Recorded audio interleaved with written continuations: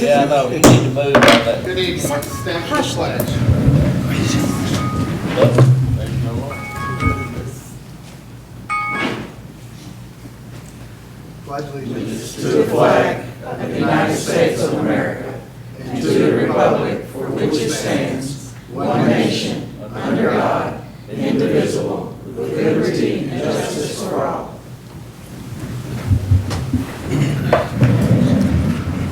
Good evening, thank you for coming to the regular planned Springfield Municipal Regional Planning Commission meeting Thursday, August the 7th, 2025. Molly, please call the roll. Baggett. Here. Bibb. Here. Boyd. Here. Briggs. Here. Gregg. Here. Moreland. Here. Schott. Here. Thomas. Here. Townsend. Here. All nine are here. We have a quorum. Item 1.3, approval of the minutes from the regular meeting of the Planning Commission held on July 1, 2025. So moved. Second. All in favor, say aye. Aye. Any opposed? Item 1.4, public comment period. Do we have anybody registered to speak? Item 1.5, public hearing. Item 1.51, zoning ordinance amending a section 11-201 entitled non-conforming issues. We'll move on to item 2.0, new business. Discuss and possibly take action on amendments to the City of Springfield zoning ordinance by amending section 11-1201 entitled non-conforming uses. Carolyn? Okay, to give you some background, this section of the ordinance, I had a zoning verification letter request that was presented for an apartment complex, the Flats at Moreland. And in writing that letter, those apartments would be a non-conforming use because they're in a district that they're no longer allowed in. We don't have any zoning districts that where any of our apartments currently exist where they would be legally allowed to be built today. So the way the code was written, if they were to burn down and be 100% destroyed, they would no longer be allowed to rebuild. So we did a little bit of research and we're looking into what other cities wrote and how they approached this, and realized the state had actually updated their regulations. And so what we've done is matched the new verbiage in the code to match state regulations.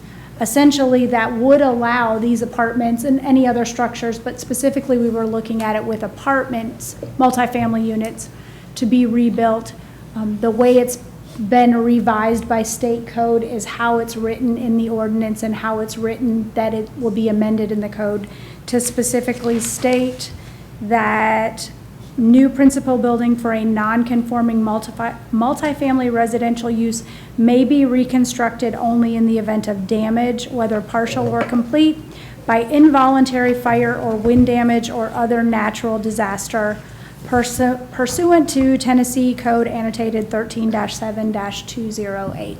So essentially, the biggest change to this section is bringing it in compliance for multifamily uses.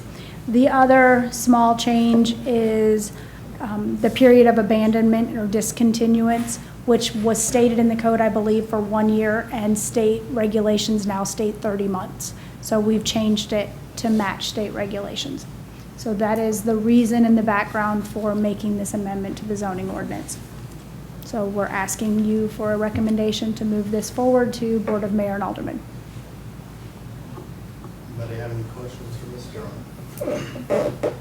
So it basically will forever be a non-conforming use, provided they decided to rebuild.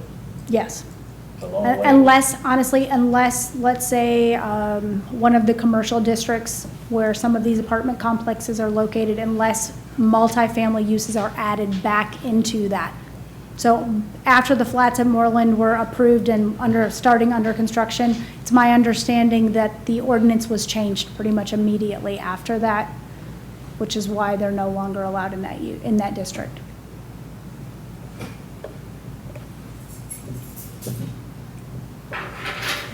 Move to approve. Have a motion, have a second. Second. Briggs. Yes. Thomas, Yes. Boyd, Yes. Bibb, Yes. Schott, Yes. Baggett, Yes. Townsend, Yes. Gregg, Yes. Moreland, Yes. passes with 9. Item 3.0, Community Development Director's Report. I'll get it out, Ms. Durham. Not much that has changed since last month. I'm still working on looking at the same parts of the zoning ordinance. We've kind of slowed down a little bit in terms of plan review, so I do anticipate being able to focus some time on this between now and when we meet again next month. One of the new things that has come up regularly in my office, though, is people coming in with requests for annexation or requests for zonings that would be against the future land use plan. So I wanted to start a conversation, or at least get some input on how this board and this commission, how you feel about amending the comprehensive plan at this point. I mean, it was only adopted about a year ago, but regularly I just tell people, hey, it's against the plan that was adopted by the city, that was developed with input from residents. So until it's amended, staff's not going to support this request. So I don't know, I just wanted to kind of feel out where everybody was with making amendments, or if you're happy with it, we can leave it and we can continue telling people that, you know, this would not be supported because it goes against the plan that was developed. How far removed are the requests? For example, I've had multiple requests for inquiries on a property that's on the north side of the county that's zoned industrial. It makes sense. It's a parcel that is currently zoned industrial. It's near an industrial park. That's one that I get inquiries about a lot. More recently, I've had multiple inquiries about annexations moving south along Tom Austin, trying to get almost all the way down to Douglas Amico, picking up those larger tracts. The future land use plan shows the majority of those larger tracts as being appropriate for agricultural use. They're zoned agriculture. The land use plan still shows them as agriculture. So I would seriously doubt anybody would bring those properties or would like to bring those properties into the city and keep them zoned agriculturally. So to understand the examples you gave, both of those, the industrial and the agricultural, you're getting requests to turn them into residential?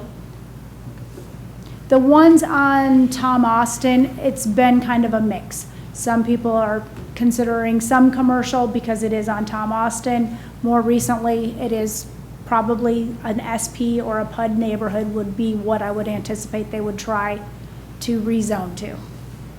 Those particular properties, though, to get them into the city, it takes quite a few smaller pieces coming in as well. But those are just examples. There's other cases that occasionally somebody will come by and ask questions about a parcel. I can't really give anything off the top of my head, an example, but where it's against the land use plan. And so it's pretty easy to say, hey, staff wouldn't support this because it's not in agreement or in alignment with what was decided on by the city a year ago. I'm feeling at this time, we just adopted that plan. I mean, that's a long way out of town, Yeah. from here to there. I don't know that we need to go against that at this time. No one's gonna build south without sewer. And we're not fixing to put sewer in, are we, Mr. Beers?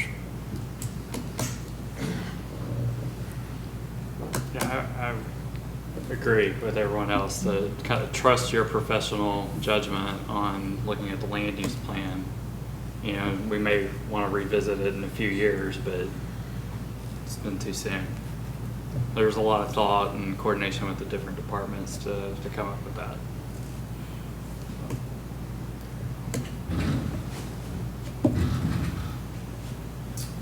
Okay. Training, we're gonna stay for training for about an hour after this. The members of the BZA will be joining us. Always open for work sessions if anybody wants to discuss anything, or you do want to look at that future land use plan or any part of the comp plan in detail.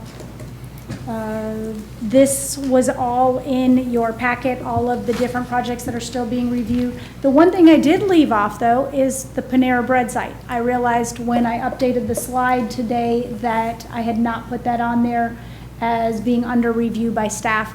We have looked at it one time, they've gotten comments back. They've actually submitted a building plan already so that codes can start reviewing that. So my understanding, it's going in the parking lot.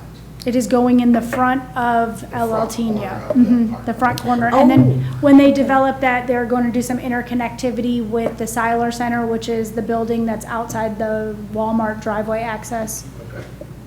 So the plan, as it was proposed and updated, we got the new plan the other day, is to be able to phase construction to allow El Altina to remain open during the construction of the Panera. So, and officially, I have had some phone calls now for 7 Brew. So they're ready to set a meeting to kind of get started on submitting construction plans. So And that'll go with Panda Express. that's my understanding for that property as well. So Who'd you say? 7 Brew, it's a coffee shop. I've never been to one, so I think it's quite the rave right now. I don't know what the future looks like, but I think right now it's quite the rave. yeah. A couple of things that were approved though since last month, but those were all in your packet. I don't know that the MDI parking lot expansion ever even made it till last month. It was a really quick, just they wanted to build a parking lot because that particular business has relocated, and so they're going to try to sell, or not sell, lease out their space. And then today, when I sent over the updated agenda packet, I included the Jasper Fields HOA. So I don't know that everyone on the staff has had a chance to look at that one. I looked at it, it met what we've normally been asking for. And then Lookout, like I said in my email, added in some verbiage about maintaining landscaping for at least a year on individual lots. So that one looks like, from a staff perspective, is probably fine, but I wanted to get your input because that one was one in particular that I know this board wanted to review, or at least have an opportunity to look at. But that's all I've got, unless there's any questions about Further anything. questions for Ms. Durham? I just wanted to know if you had gotten any community feedback on introducing that tracker, if the tracker has been Not helpful. directly to my office, no. I have definitely seen on social media where it's been shared, both positively and negatively. People are using it, so that's a good thing.